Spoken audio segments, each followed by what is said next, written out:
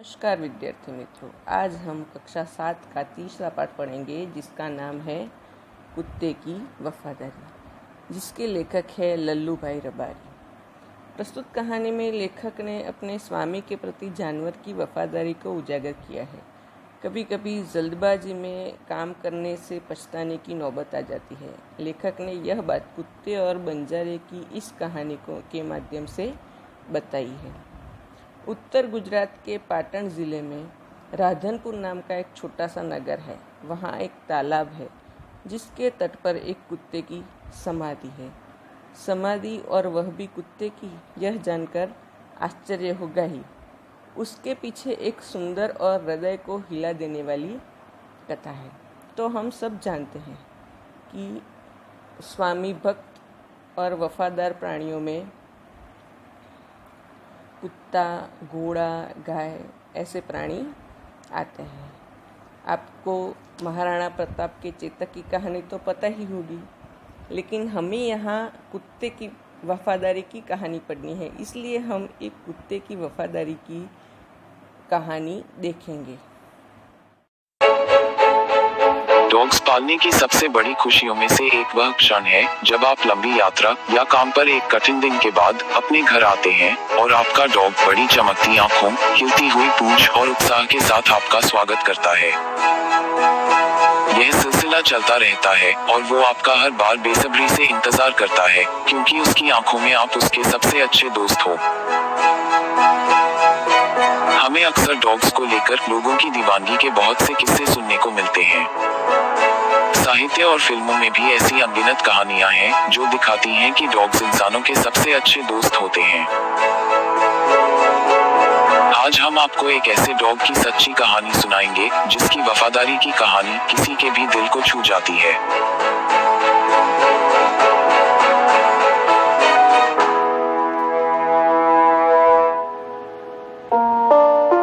ये कहानी 1920 के दशक की है। हचीको का जन्म 10 नवंबर 1923 के दिन हुआ। वह सुनहरे भूरे रंग का अर्किता नस्ल का डॉग था। हचीको अभी एक पपी ही था जब उसे टोक्यो यूनिवर्सिटी के प्रोफेसर हाइत्सुगिरो इनो ने अपना लिया। वे बहुत दिनों से अकीता ब्रीड के डॉग को ढूंढ रहे थे। उनकी खोज ओडेट शहर में खत्म हुई, जहां उन्हें हचीको मिला। प्रोफेसर इनो उसे प्यार से हची बुलाते थे। धीरे धीरे प्रोफेसर और हचीको में गहरी दोस्ती हो गई। प्रोफेसर इनो हचीको को अपने बेटे की तरह प्यार करने लगे। हचीको प्रोफेसर को हर रोज सेंट्रल टोक्यो के शिबुया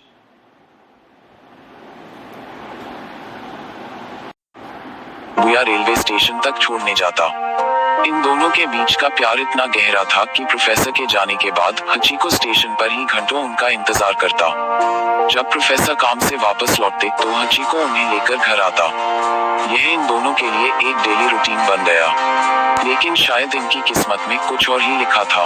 21 मई 1925 के दिन हर दिन की तरह हचीको प्रोफेसर को छोड़ने गया और स्टेशन पर बैठकर इंतजार करने लगा। प्रोफेसर इनो सेरेब्रल हेमरेज की दिक्कत से जूझ रहे थे। यूनिवर्सिटी में लेक्चर के दौरान प्रोफेसर इनो की मौत हो गई। प्रोफेसर के जाने के बाद उनके गार्डनर ने हचीको को गोद ले लिया। लेकिन प्रोफेसर के लिए हचीको का प्यार कम नहीं हुआ। उस दिन के बाद से वो हर रोज प्रोफेसर इनो का स्टेशन पर इंतजार करता। सुबह शाम जब भी प्रोफेसर की ट्रेन आती, वो देखने जाता और फिर वापस चला आता। स्टेशन के कर्मचारी उसे एक स्ट्रे डॉग समझकर भगाने लगे। इसके बावजूद हचीको आता रहा। हचीको ने ये काम 9 साल, 9 महीने और 15 दिन तक लगातार किया। धीरे धीरे स्टेशन पर आने वाले लोगों ने हचीको को नोटिस करना शुरू किया। एक पत्रकार ने, जो प्रोफेसर इनो के पूर्व छात्र थे, हचीको को नोटिस किया। उन्होंने उसे फॉलो करने का निश्चय किया। घर तक हचीको को फॉलो करने के बाद उनकी मुलाकात हचीको के नए मालिक से हुई, जिन्होंने उन्हें हचीको की वफादारी की कहानी सुनाई। उन्होंने जापान के एक बड़े न्यूज़पेपर में हचीको के ऊपर स्टोरी की। इसके बाद वो देश भर में पॉपुलर हो गया। लोगों ने उसे प्यार से चुकिंग हचीको बुलाना शुरू कर दिया। इसका मतलब होता है फेथफुल डॉग। हचीको देश भर में वफादारी की मिसाल बन गया। हचीको से मिलने के लिए लोग शिबुया स्टेशन पर आने लगे। वह रोजाना दोपहर 3 बजे स्टेशन पहुंच जाया करता था। आखिरी दम तक हचीको अपने मालिक का इंतजार करता रहा।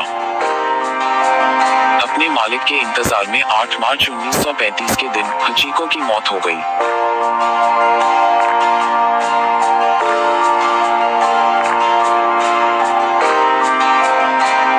टोक्यो में शिबुया स्टेशन के बाहर आज भी हचीको की मूर्ति है। हचीको की मौत के 90 वर्षों के बाद टोक्यो विश्वविद्यालय ने प्रोफेसर यूनो और हचीको की कांस्य प्रतिमा बनाई, जो उनके पुनर्मिलन का प्रतिनिधित्व करती है। इन सभी वर्षों के बाद भी हचीको की कहानी आज भी जिंदा है, क्योंकि अपने मालिक के प्रति उसके प्यार, निष्ठा और स्नेह ने लोगों के दिलों को हिलाकर रख दिया। मुझे लगता है कि जब हचीको ने स्वर्ग में प्रवेश किया होगा तो उसने फिर से अपने मालिक को देखा होगा। इस बार उसके मालिक शायद उसके लिए इंतजार कर रहे होंगे, और शायद इन सभी वर्षों के बाद हचीको का इंतजार खत्म हुआ होगा और फाइनली वह अपने दोस्त के साथ मिला होगा। आपको कहानी कैसी लगी? अब हम इस कहानी को पढ़ेंगे। पुराने ज़माने में व्यापार का सामान लाने ले जाने का काम बंजारे करते थे। एक बंजारा था, वह अपने ऊँटों पर गाँव का माल सामान लाद कर शहरों में ले जाता था और वहाँ से मिश्री, गुड़, मसाले आदि भरकर गाँव तक ले जाता था। लाखों का व्यापार था उसका, इसलिए लोग उसे लाखा बंजारा कहते थे। तो यहाँ पर कहा गया है कि पुराने ज़माने में सामान लाने ले जाने का काम बंजारे करते थे। बंजारा मतलब एक विचरित जाति होती है, जो यहाँ से वहाँ घूमती रहती है, जिनका कोई खुद का ठिकाना नहीं होता। तो यहाँ पर एक ऐसे ही बंजारे की कहानी है। वह अपने गाँव का माल लाद कर मतलब एक प्राणी, घोड़ा या ऊँट, यहाँ पे ऊँट बताया गया है, ऊँट पर लाद कर, ऊँट पर रख कर शहर में ले जाता था और शहर से मिश्री, गुड़, मसाले आदि भरकर गांव में लाता था और उसका लाखों का व्यापार था, इसलिए उसका नाम क्या था? लाखा बंजारा। लाखा के पास एक सुंदर कुत्ता था। कुत्ता बड़ा वफादार था। रात को वह बंजारे के पड़ाव की रखवाली करता था। अगर चोर लुटेरे पड़ाव की तरफ आते दिखाई देते थे तो कुत्ता भौंक भौंक कर उन्हें दूर भगा देता था। बंजारा अपने कुत्ते की वफादारी से बहुत खुश था।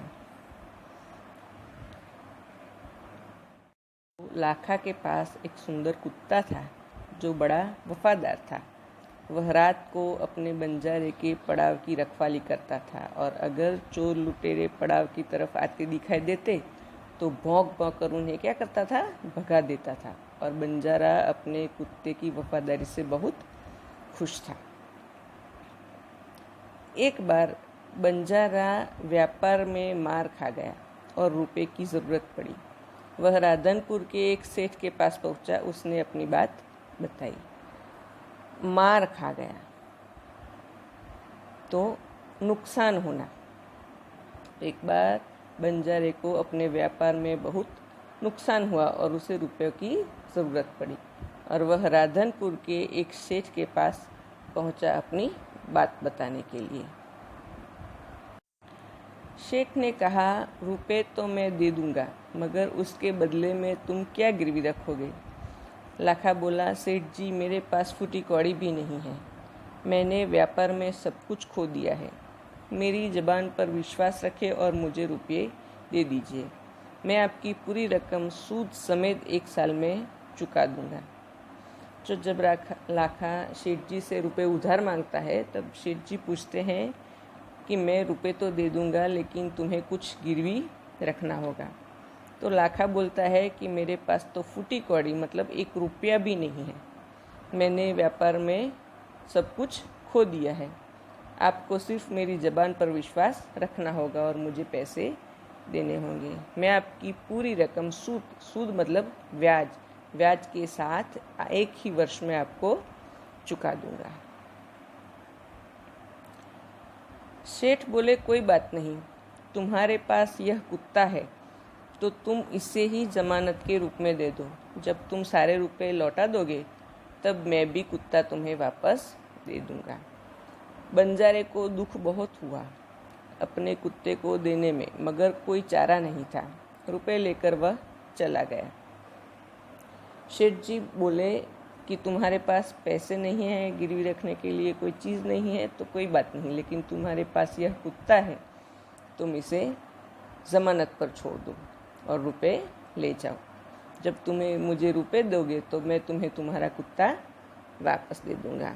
बंजारे को इस बात का बहुत दुख हुआ, लेकिन उसके पास कोई और चारा नहीं था, मतलब कोई रास्ता नहीं था, इसलिए वह कुत्ते को उसे छोड़कर जाना पड़ा और रुपए लेकर वह चला गया।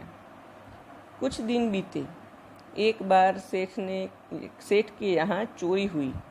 कुत्ते ने चोरों का पीछा किया। दूर जंगल में जाकर चोरों ने सारा माल सामान जमीन में गाड़ दिया और वहाँ से 9-2-11 हो गए। कुत्ता वहाँ भौंक भौंक कर सेठ को बताने लगा कि लुटेरे आपकी दुकान को तोड़कर माल उठा ले गए हैं। तो जब कुत्ते को छोड़कर बंजारा चला गया, तब एक दिन सेठ के यहाँ चोरी हुई। कुत्ते ने चोरों का पीछा किया और जंगल में जाकर चोरों ने सारा माल ज़मीन में गाड़ दिया और 9-2-11 हो गए। 9-2-11 हो गए मतलब भाग गए। और यह पता चलते ही कुत्ता ने क्या किया, भौंक भौंक कर उसने सेठ को बताने के लिए जगाया कि आपकी दुकान तोड़कर माल उठा गया है। सेठ तो हक्का बक्का रह गए। हक्का बक्का मतलब अचंभित रह गए। कुत्ता सेठ की धोती पकड़कर आगे खींचने लगा। सेठ कुत्ते के पीछे पीछे चलने लगा। जहाँ चोरों ने माल छिपाया था वहाँ जाकर कुत्ता अपने पैरों से मिट्टी खोदने लगा। थोड़ा ही खोदने पर सामान निकल आया। सेठ की खुशी का कोई पार नहीं रहा। वह कुत्ते को प्रेम से थपथपाने लगे। कुत्ते की वफादारी पर वह मुग्ध हो गया। घर जाकर उसने एक चिट्ठी लिखकर कुत्ते के गले में पट्टे में बांधकर कहा, कुत्ते भाई जाओ, तुम अपने मालिक लाखा बंजारा के पास तुम मुक्त हो। कुत्ता खुश हो गया और अपने मालिक से मिलने के लिए जल्दी जल्दी भागने लगा। तो सेठ ने अपनी दुकान पर चोरी हुई देखकर वह हक्का बक्का रह गए और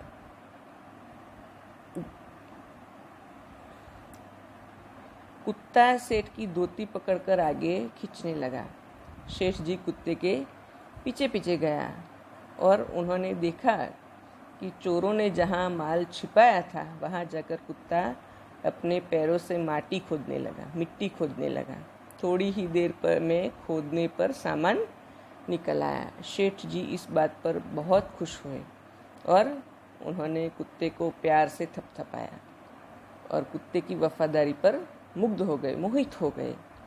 यह जानकर उन्होंने घर जाकर एक चिट्ठी लिखी और कुत्ते के गले के पट्टे में बांध ली और कुत्ते से कहा कि भाई तुम अपने मालिक के पास चले जाओ। कुत्ता बहुत खुश हो गया और अपने मालिक से मिलने के लिए जल्दी जल्दी भागने लगा। इधर लाखा ने भी व्यापार में खूब रुपया कमाया।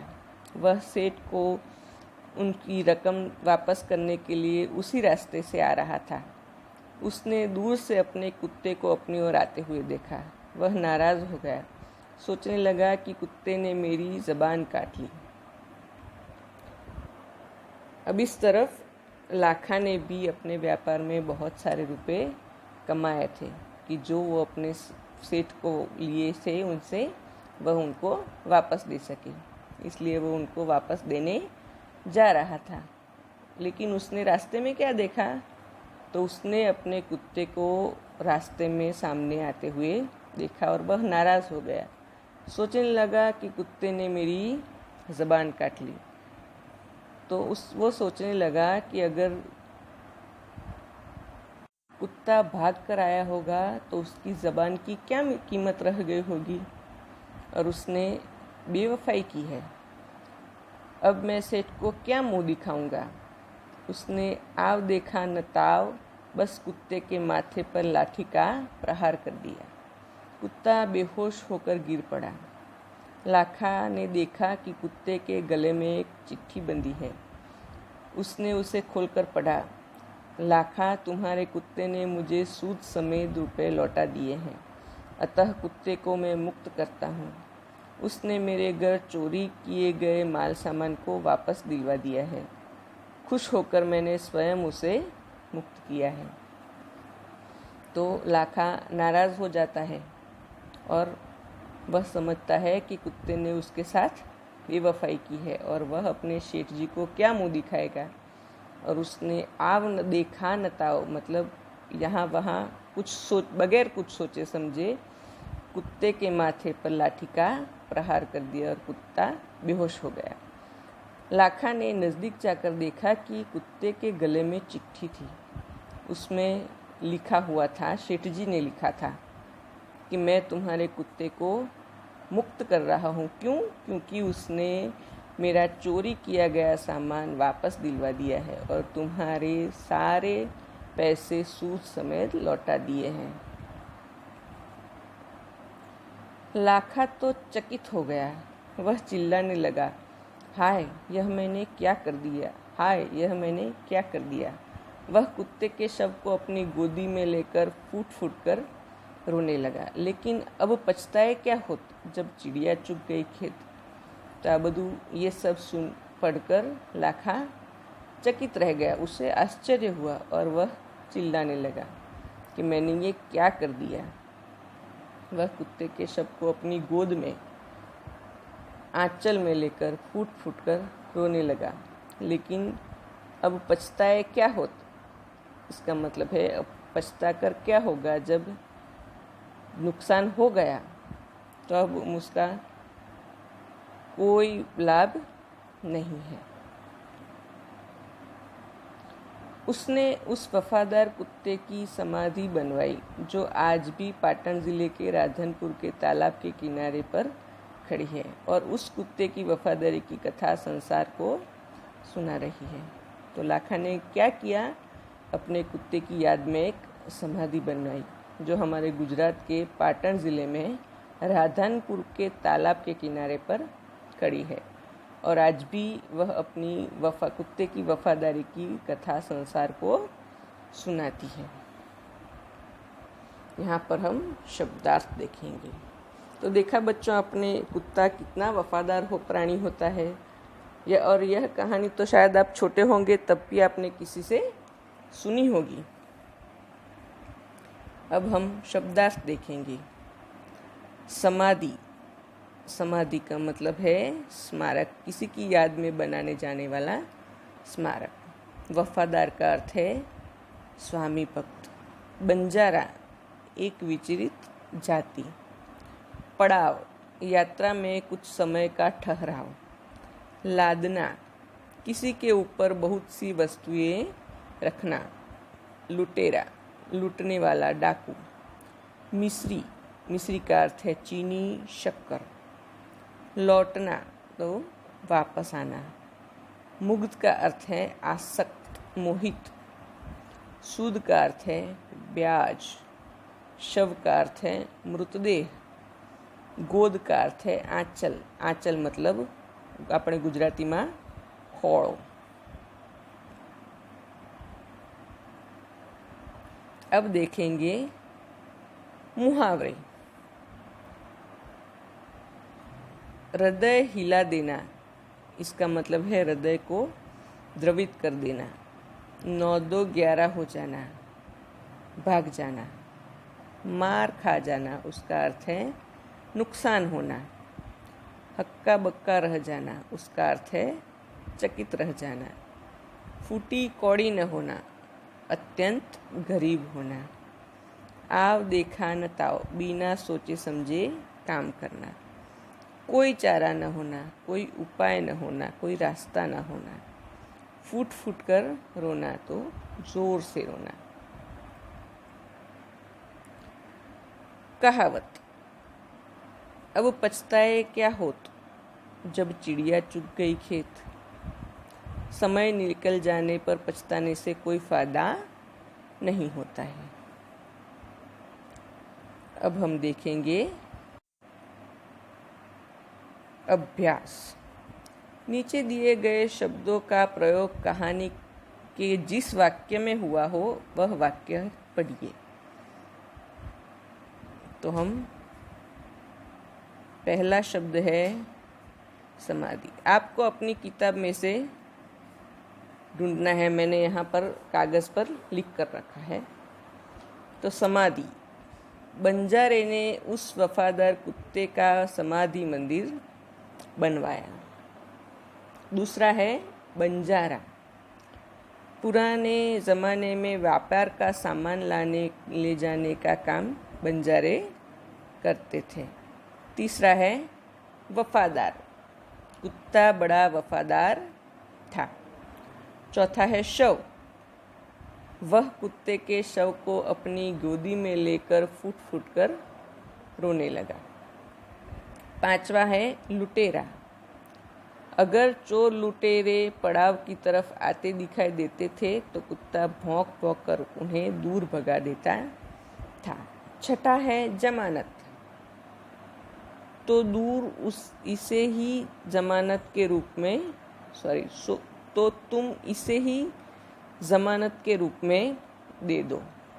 सातवां है सूद, मैं आपकी पूरी रकम सूद समेत 1 साल में ही चुका दूंगा। आठवां है गोद, वह कुत्ते के शव को अपनी गोद में लेकर फूट फूट कर रोने लगा। अब आगे प्रश्नों के उत्तर दीजिए। पहला है समाधि क्यों बनाई जाती है? तो किसी विशिष्ट व्यक्ति या प्राणी की याद कायम रखने के लिए और उसके प्रति अपने प्रेम तथा सम्मान प्रकट करने के लिए उसकी समाधि बनाई जाती है।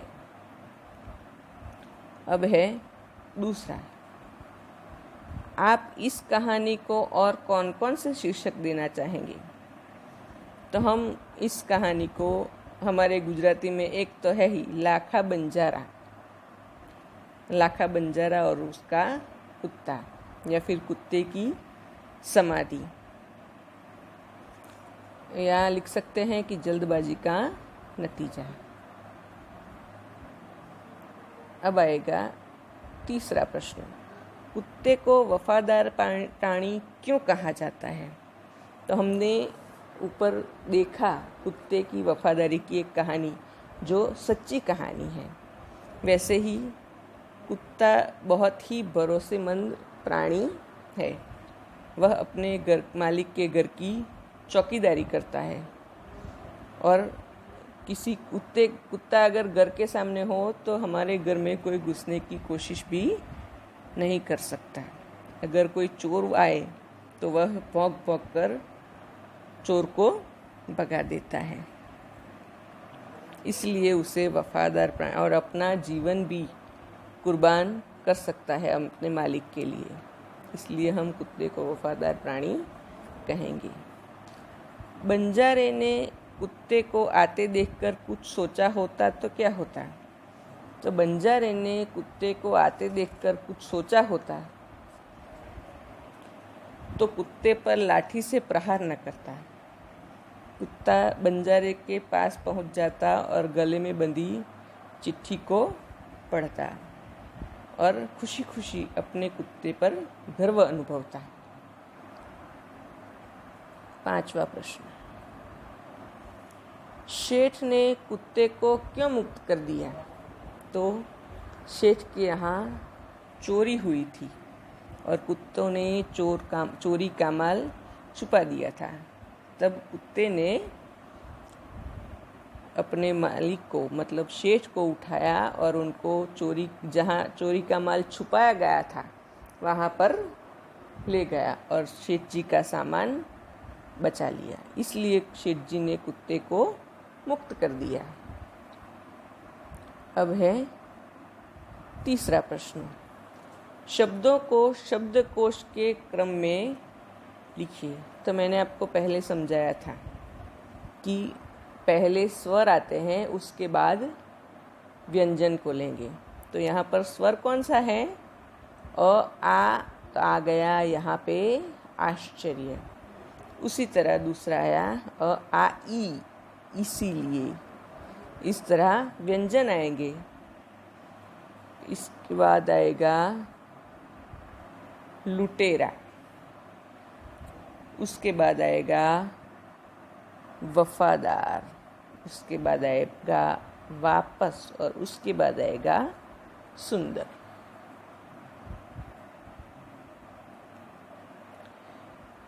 यदि आप होते तो क्या करते?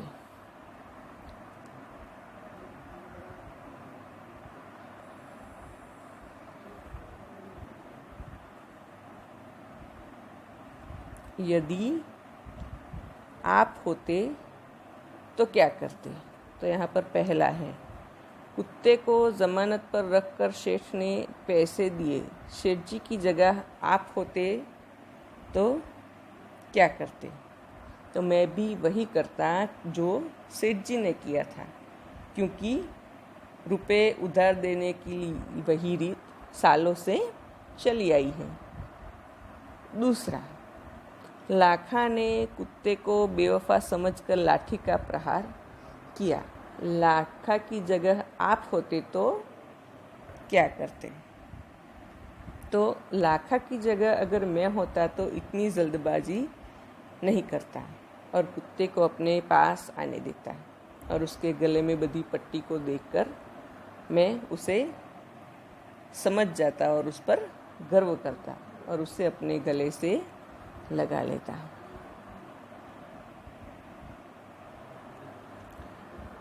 पढ़िए और हंसिए और सही शब्द लिखिए। तो यहाँ पे लिंग परिवर्तन करना है, जो यहाँ पे मजाक के तौर पर लिखा गया है, पर हमें यहाँ पे सही जवाब लिखना है। जैसे राजा का राजी, तो राजा का लिंग परिवर्तन राजी होगा? नहीं होगा। क्या होगा? राजा का होगा रानी। इसी तरह ग्वाला का ग्वाली, ग्वाली होगा? नहीं, उसका क्या होगा? ग्वालिन। तो यहाँ पे आपको ग्वालिन नीचे लिखना है। अभिनेता अभिनेत्री, रानी का राणा राजा। शेरनी, शेरनी का क्या होगा? शेर। सुनार, तो सुनार का होगा यहाँ पे सुनारिन। ऊंट का होगा ऊंटनी। लुटेरा का होगा लुटेरिन। बंजारा का होगा बंजारिन। और शेठ का होगा शेठानी।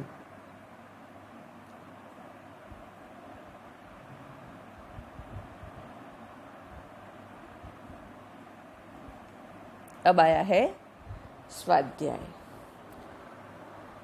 तो ढांचे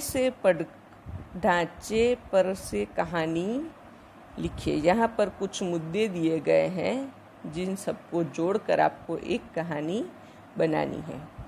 तो एक नौकर द्वारा हार चोरी करना, शेठ का सभी नौकरों से पूछना, किसी का चोरी कबूल न करना, शेठ द्वारा युक्ति करना, प्रत्येक को 7-7 इंच की लकड़ी देना, जादू की छड़ी होने की बात कहना, दूसरे दिन दिखाने को कहना, चोर की लकड़ी 1 इंच बढ़ जाएगी, घर जाकर हार चुराने वाले नौकर का 1 इंच लकड़ी काटना, दूसरे दिन चोर का पकड़ा जाना।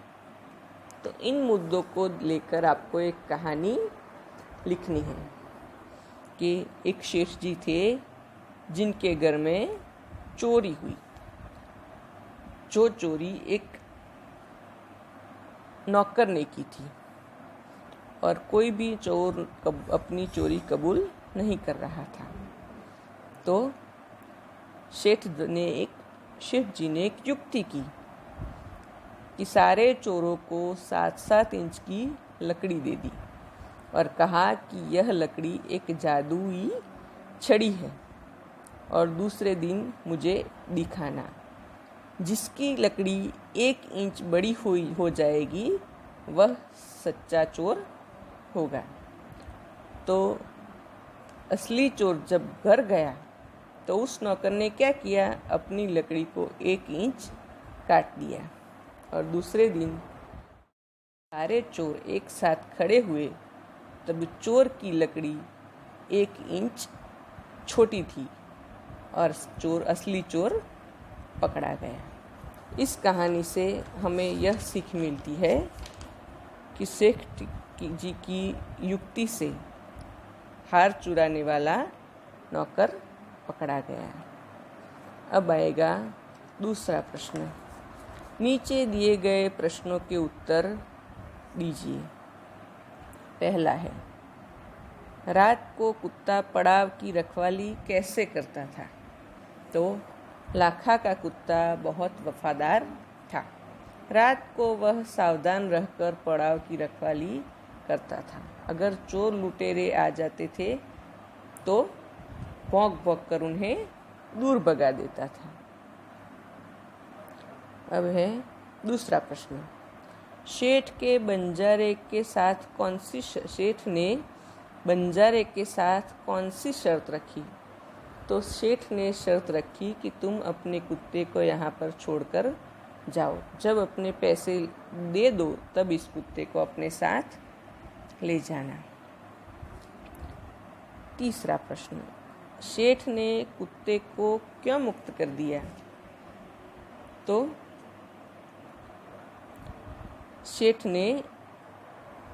जी के घर जब चोरी हुई तब कुत्ते ने उस चोरी के माल को, चोरों का पीछा किया और चोरों ने जहां माल छुपाया था उस जगह को देख लिया और सेठ जी को वहां पर उस जगह पर ले गया और खोद कर वह माल उनको दिला दिया। इसलिए सेठ जी ने खुश होकर उन कुत्ते को मुक्त कर दिया।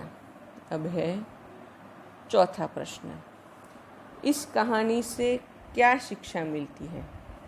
तो हमें इस कहानी से शिक्षा मिलती है कि लाखा ने अपने कुत्ते को सेठ को छोड़कर अपने पास आते हुए देखा तो वह नाराज़ हो गया और उसने सोचा कि कुत्ते ने मेरी ज़बान काट ली और उसने अपने कुत्ते पर लाठी का प्रहार किया और वहीं पर कुत्ते की मृत्यु हो गई।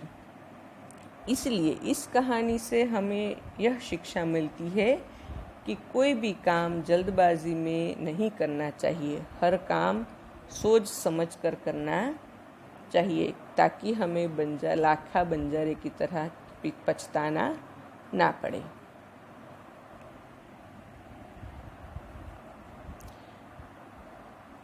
तीसरा, नीचे दिए गए वाक्यों में रेखांकित शब्द का लिंग परिवर्तन करके वाक्य फिर से लिखिए। जैसे यहाँ पर उदाहरण दिया गया है, घोड़ा दौड़ रहा है, तो इसका लिंग परिवर्तन करेंगे तो घोड़ा का होगा घोड़ी, तो लिखेंगे घोड़ी दौड़ रही है।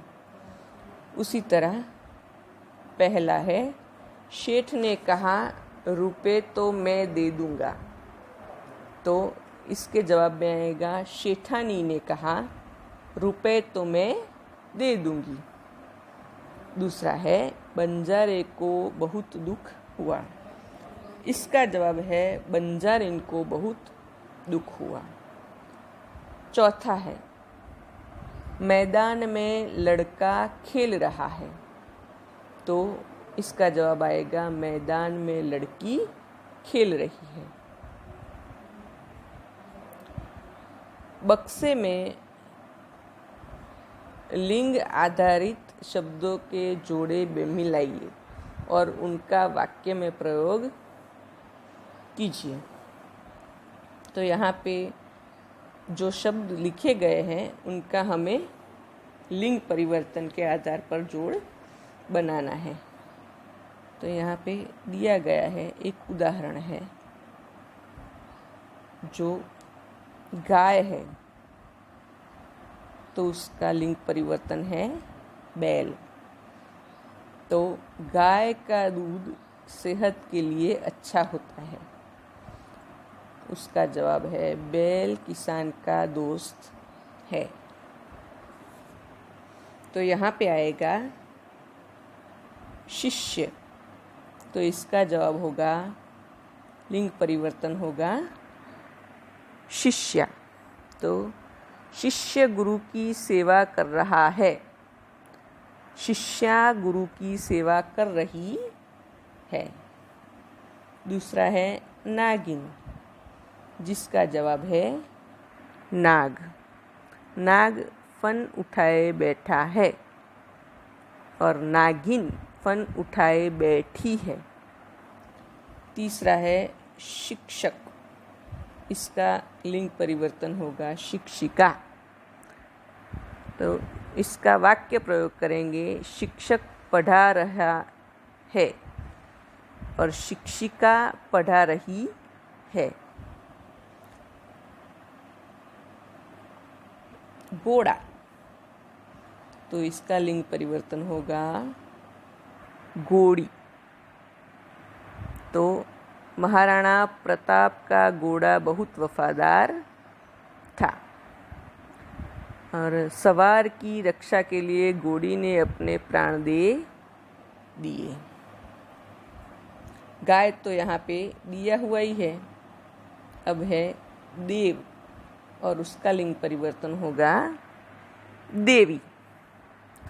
तो देव प्रसन्न होकर वरदान देते हैं, देवी प्रसन्न होकर वरदान देती है।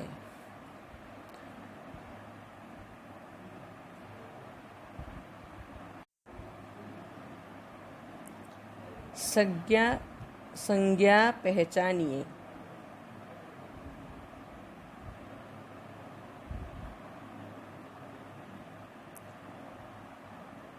संज्ञा पहचानिए। सैनिक हमारे देश की रक्षा करते हैं। हमें देश की प्रगति के बारे में सोचना चाहिए। गंगा भारत की पवित्र नदी है। तो यह किसी एक जाति को बताते हैं, इसलिए यह संज्ञा जातिवाचक संज्ञा है। अब आएगा भाषा सज्जता।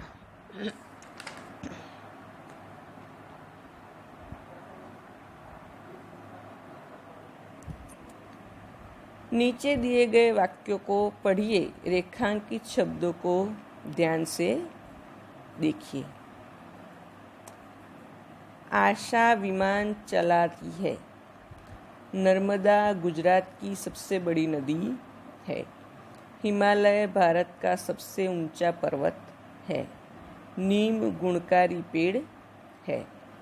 तो उपयुक्त वाक्यों में रेखांकित शब्द आशा, नर्मदा, हिमालय और नीम किसी खास व्यक्ति, नदी, पर्वत और पेड़ का निर्देश करते हैं। तो किसी खास व्यक्ति, प्राणी या स्थान की सूचित करने वाली संज्ञा को व्यक्तिवाचक संज्ञा कहते हैं।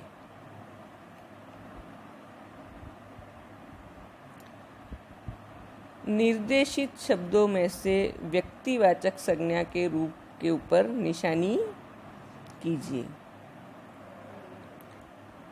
तो मोहन, गुजरात, गिरनार, वीर सावरकर, तापी, यह सब तापी नदी, गिरनार पर्वत, गुजरात राज्य है, मोहन लड़का है, वीर सावरकर भी एक मान्य है।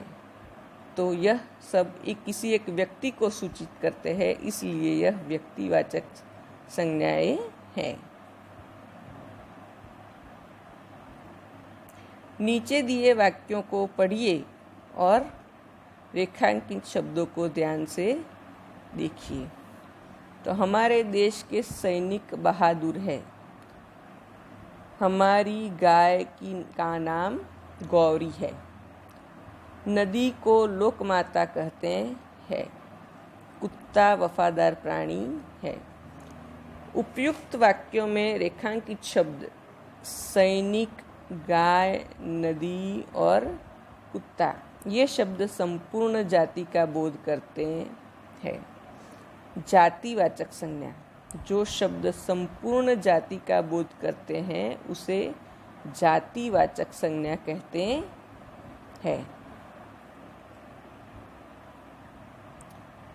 जातिवाचक शब्द छांटकर सूची बनाइए। तो छात्र, पेड़, पर्वत, नदी, गाय ये सारे शब्द किसी एक जाति को सूचित करते हैं, इसीलिए यह सारे शब्द जातिवाचक संज्ञा में आएंगे।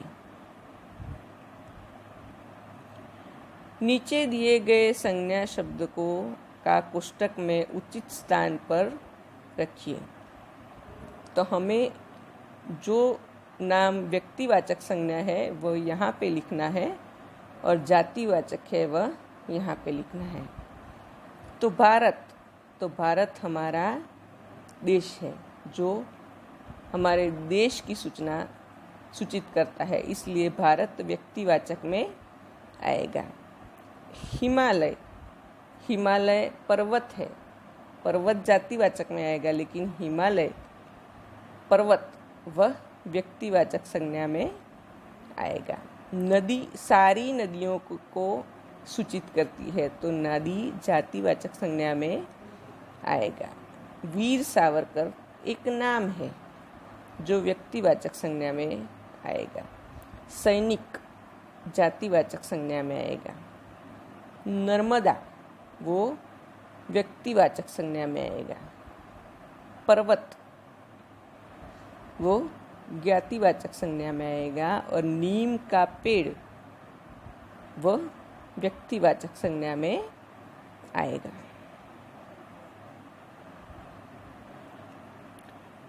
योग्यता विस्तार, यह हमें सिर्फ पढ़ना है और इसके बारे में जानना है। तो पंछी का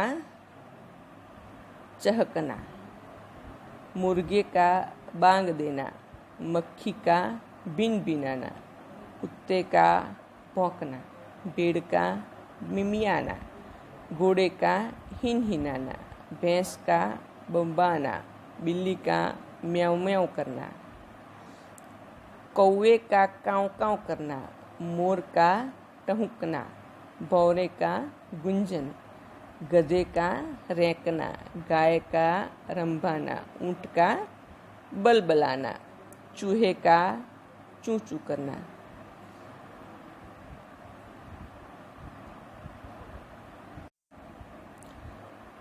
बकरी का मिमियाना,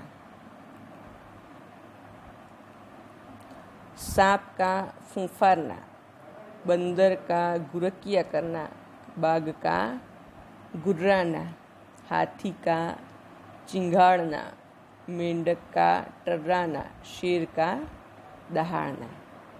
तो यहाँ पर सारे प्राणी कौन सी आवाज़ निकालते हैं और उसे क्या कहते हैं यह कहा गया है। पशु पक्षी के आधारित कहानियाँ जैसे कि पंचतंत्र की कहानियाँ, ईसप की बोध कथाएँ, गिजुबाई की बाल कहानियाँ, हितोपदेश की कहानियाँ, ये सारे पुस्तक हमारी लाइब्रेरी में है। आप जब स्कूल में आएंगे तो पढ़ना। यहाँ पे हमारा पाठ पूरा होता है।